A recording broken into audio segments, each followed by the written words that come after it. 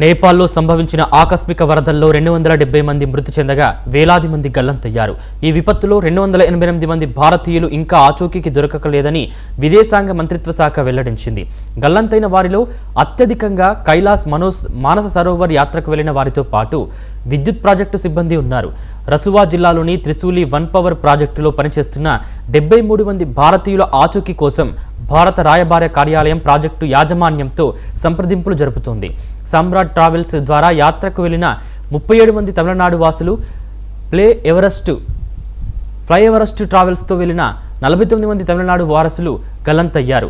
సామ్రాట్ travels ద్వారా పశ్చిమ బెంగాల్కు చెందిన 32 మంది కూడా తిమురే ప్రాంతంలో ఆచూకీ లేకుండా పోయింది. వీటితో పాటు వివిధ రాష్ట్రాలకు చెందిన మరో 61 మంది భారతీయులు అందుబాటులో లేరు.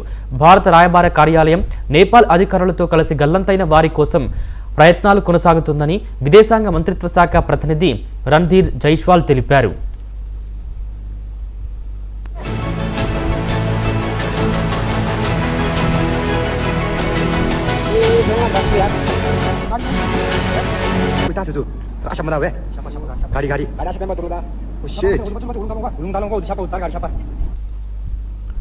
తెలంగాణ నుంచి నేపాల్కు వెళ్లిన వారి విషయంలో సుమారు 70 నుంచి 80 కుటుంబాలు తమ బంధువుల ఆచూకీ కోసం అధికారులను సంప్రదించినట్లు సమాచారం ఉంది.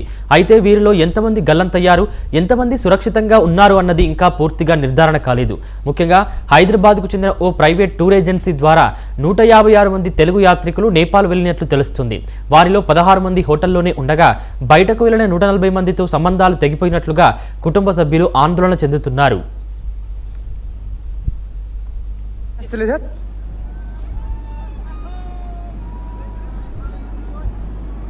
kita hasil tuh pak.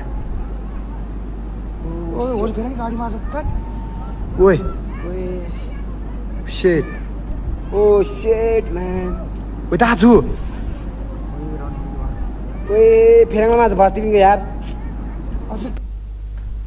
ఆంధ్రప్రదేశ్కు చెందిన 7 మంది నేపాల్ వరదల ప్రభావానికి గురైనట్లు రాష్ట్ర అధికారులు గుర్తించారు. వీరిలో 4 సురక్షితంగా గుర్తించారు. వారు కర్నూలు జిల్లా ఆదోని, కర్నూలు ప్రాంతాలకు చెందిన వారని సమాచారం.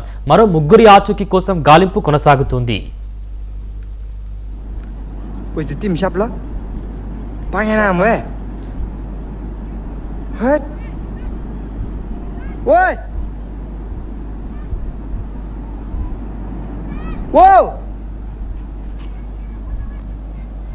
Namar ka deh.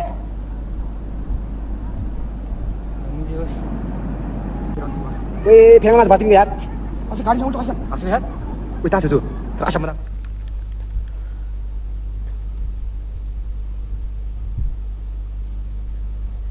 Coba. Woi, tim siap lah.